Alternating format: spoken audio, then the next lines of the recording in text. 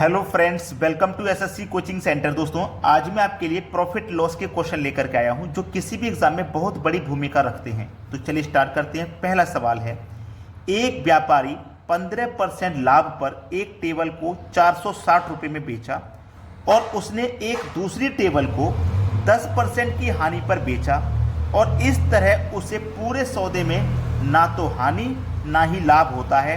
तो बताएं कि उसके टेबल का मूल्य क्या था, दूसरी टेबल का, यानी कि वो दूसरी टेबल का मूल्य पूछ रहा है। देखिएगा, आपको हमें सबसे पहले दिया गया है लाभ प्रतिशत। कितना दिया गया है? 15% के लाभ पे बेचा है, तो मैं 15 लिखूंगा और इस परसेंट का मतलब क्या होता है? बटे में 100। इसको हम फ्रैक्शन में चेंज करेंगे। ठीक है, 5 से कट जाएगा, 5 दिया 15, 5 से कट जाएगा 20। इसकी जो फ्रैक्शन वैल्यू है वो 3/20 है। और जब लाभ की बात होती है ना, तो इसको हम क्या करते हैं, नीचे में ऊपर जोड़ देते हैं। यानी कि 20 में 3 जोड़ दूंगा तो 23 के बटे में 20 हो जाएगा। यानी कि 20 रुपये पे 3 रुपये का प्रॉफिट है ना। तो हम 20 की चीज को 23 रुपये में बेच रहे हैं, तभी तो प्रॉफिट है। अब हमें क्या करना है? कॉस्ट प्राइस निकालना है। तो कैसे निकालेंगे? हम कितने में बेच रहे थे टेबल को? हम बेच रहे थे 460 रुपया में। 460 रुपये में बेचे थे। याद रखना मेरी इस बात को, जब भी आप कॉस्ट प्राइस निकालोगे तो इस संख्या को पलट के गुना करोगे। इस संख्या को पलट के गुना करोगे। पलटोगे तो 20 ऊपर हो जाएगा और 23 नीचे हो जाएगा। ठीक है, पलटोगे तो 20 ऊपर हो जाएगा, 23 नीचे। अब देखो, 23 से 46 दो बार में कटेगा, 2 और 1 0 यानी कि 20।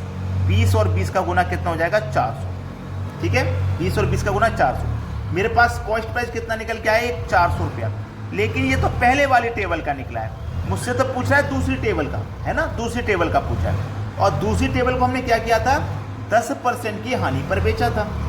दूसरी टेबल को हमने क्या काम किया था? 10% की हानि पर बेचा था। देखिएगा, पहली को हमने कितने बेचा था भैया? 460 रुपया में बेचा है। ठीक है, 460 रुपये की टेबल थी हमारी, हमें इतना मालूम है। 460 की टेबल बेच रहे थे हम, जिसका मूल्य वाकई में कितना था? 400 था।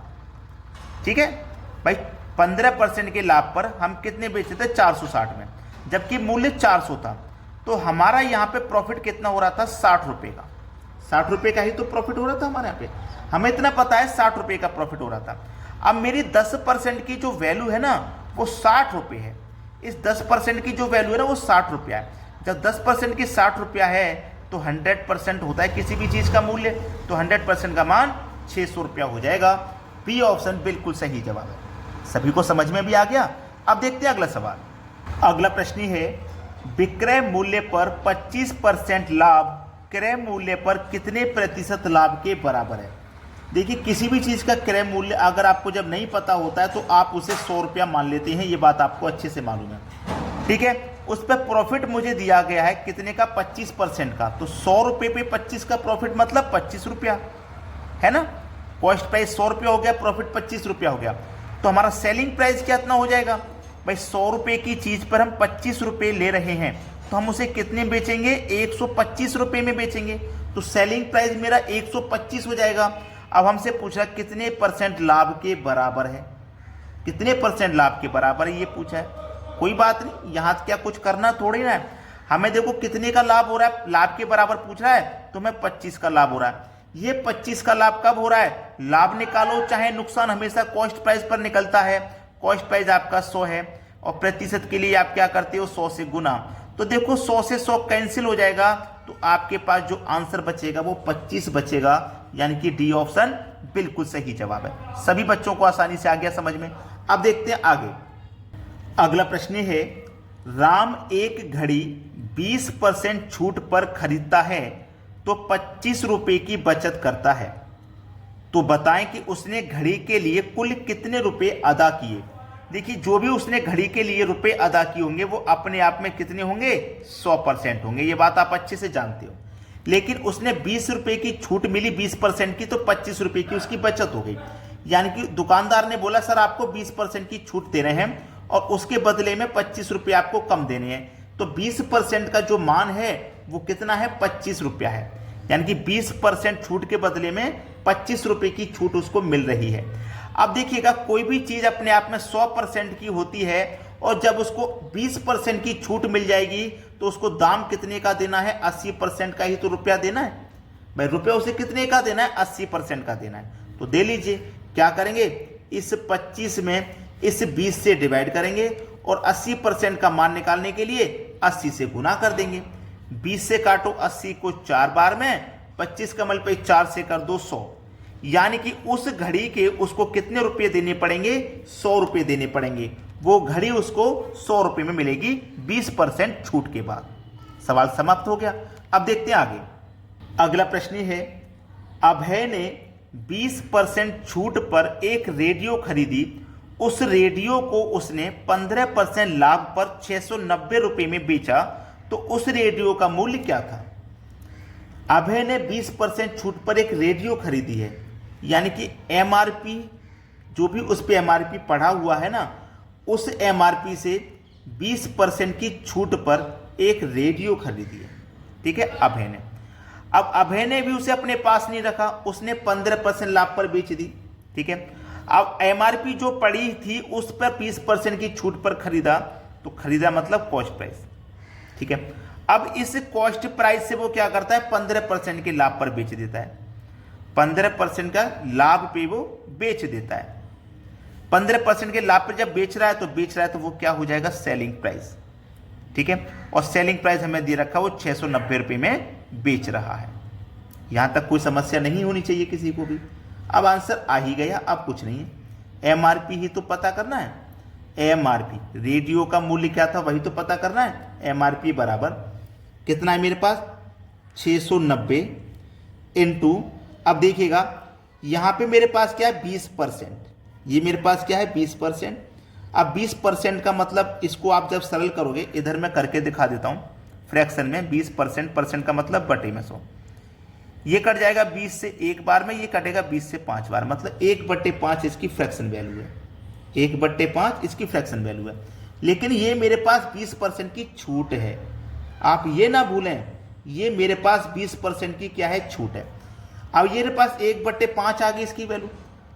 जब मेरे पास इसकी वैल्यू 5 आई है, तो एक बात ध्यान रख लेना कि आपके पास जब ये छूट का मामला है तो 5 में से 1 घटा के लिखोगे, मतलब 4, 5 में से 1 घटा देंगे तो कितना हो जाएगा, ये 4/1 हो जाएगा।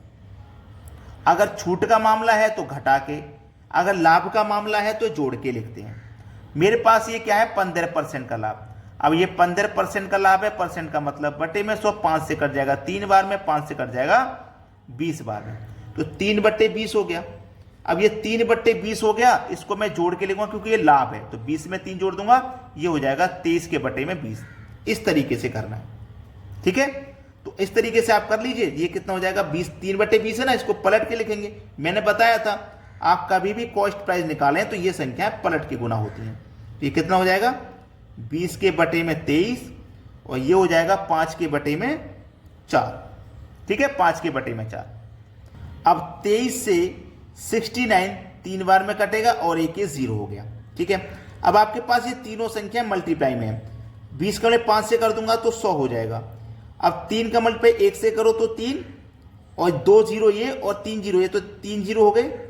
डिवाइड में आपके पास 4 है, 4 से डिवाइड देंगे, 4 7 28, 2 बचेगा 20, 4 पंजे 20 और 1 0, 750 आपका आंसर आ गया, जो कि बी ऑप्शन में दिया गया है।